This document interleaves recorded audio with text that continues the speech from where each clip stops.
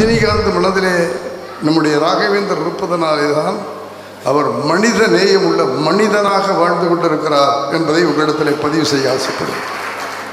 உண்மையாக சொல்லுகிறேன், கேமராவுக்கு முன்னாலே நடிப்பாரே தவிர கேமராவுக்கு பின்னாலே அவர் நடிக்க மாட்டார். உண்மையான மனிதனாக நடந்து கொள்வார்.